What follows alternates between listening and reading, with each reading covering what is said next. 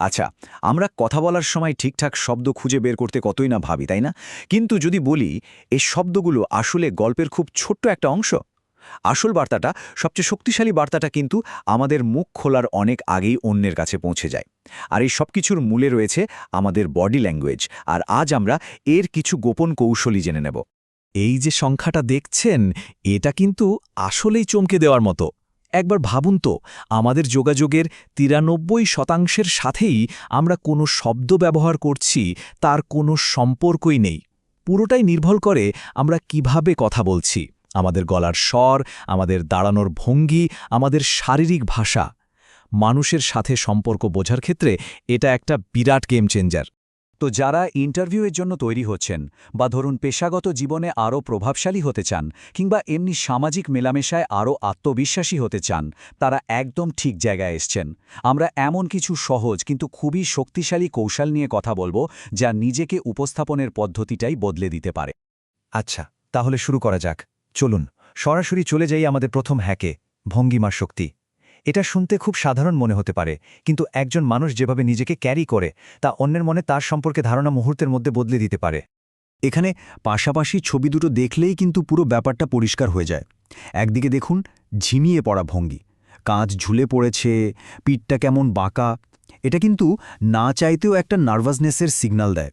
আর অন্যদিকে একদম সোজা টানটান একটা ভঙ্গি, এটা সরাসরি ক্ষমতা আর আত্মবিশ্বাসের কথা বলে। দ্বিধাগ্রস্ত দেখানো আর কর্তৃত্বপূর্ণ দেখানোর মধ্যে এটাই হলো পার্থক্য। আর এখানেই আসল মজাটা। ব্যাপারটা কিন্তু শুধু বাইরে থেকে কেমন দেখাচ্ছে তা না। যখন কেউ একটা শক্তিশালী ভঙ্গি নেয়, তখন তার শরীরেও কিন্তু একটা জৈবিক পরিবর্তন ঘটে। মস্তিষ্ক তখন টেস্টোস্টেরন নিঃসরণ করতে শুরু করে, যেটা ক্ষমতা আর আত্মবিশ্বাসের সাথে জড়িত একটা হরমোন।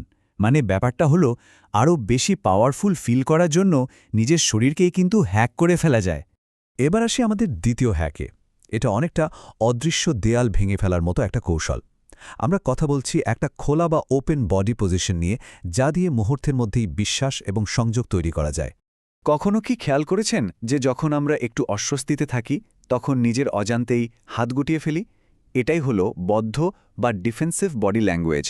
এটা যেন নিজের আর বাকিদের মধ্যে একটা দেয়াল তৈরি করা, যা অবচেতনভাবে বলে, দূরে থাকো।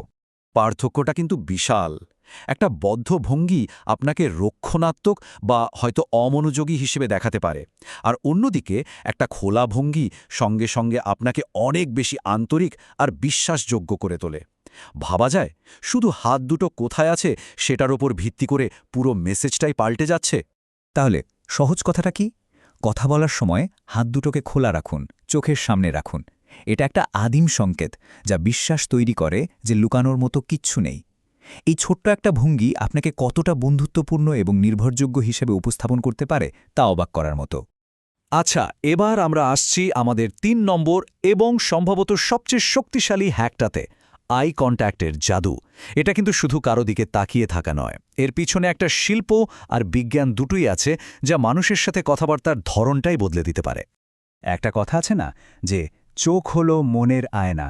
ঠিক তাই, যখন আমরা কারো চোখের দিকে তাকিয়ে কথা বলি, তখন আমাদের কথায় একটা প্রত্যয়, একটা আন্তরিকতা চলে আসে। এটাই সংযোগ তৈরির সবচেয়ে শক্তিশালী উপায়। কিন্তু আসল কথাটা হলো অস্বস্তিকরভাবে কারো দিকে তাকিয়ে থাকাটা এড়িয়ে চলা। মানে আই কন্ট্যাক্টের উদ্দেশ্য তো কাউকে ভয় দেখানো না, তাই না? উদ্দেশ্য হলো একটা সংযোগ তৈরি করা। আর ঠিক এই কারণেই প্রফেশনালরা 50-70 রুল ব্যবহার করেন। এটা আত্মবিশ্বাস আর স্বাচ্ছন্দ্যের মধ্যে একটা পারফেক্ট ব্যালেন্স এনে দেয়। আচ্ছা, তাহলে এটা কিভাবে কাজ করে? খুব সোজা। যখন কথা বলছেন, তখন চেষ্টা করুন প্রায় 50% সময় আই কন্ট্যাক্ট রাখতে। আর যখন শুনছেন, তখন সেটা আরেকটু বাড়িয়ে ধরুন 70%। তবে হ্যাঁ, মাঝে মাঝে স্বাভাবিকভাবে অন্যদিকে একটু তাকানোটাও কিন্তু জরুরি। না হলে মনে হবে যে না, একদৃষ্টে তাকিয়ে আছেন। এই সহজ নিয়মটা একবার আয়ত্ত করে ফেললে একটাও শব্দ না বলে শুধু চোখের ভাষাতেই আত্মবিশ্বাস ফুটিয়ে তোলা সম্ভব। তো চলুন পুরো ব্যাপারটা একবার ছোট্ট করে গুছিয়ে নেওয়া যাক। আত্মবিশ্বাস দেখানোর এই ৩টা চাবিকাঠি কি কি ছিল? ১.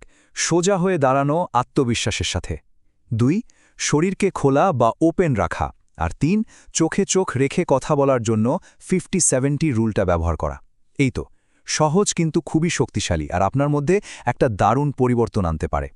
একটা কথা কিন্তু মনে রাখতে হবে, আমাদের শব্দগুলোর জোর ততক্ষণই যতক্ষণ আমাদের বডি ল্যাঙ্গুয়েজ সেটাকে সাপোর্ট করছে। যদি শারীরিক ভাষা একটা অন্য গল্প বলে, মানুষ কিন্তু সেটাই বিশ্বাস করবে।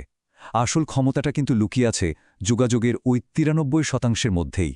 তাহলে সবশেষে একটা প্রশ্ন থেকেই যায়, আমাদের ব্যক্তিত্বের যে ৯৩% অংশটা কোনো কথা ছাড়াই প্রকাশ পায়, সেটা কি সত্যি পুরোপুরি আমাদের নিয়ন্ত্রণে আনা সম্ভব? এই ভাবনাটা আপনাদের জন্য রইল।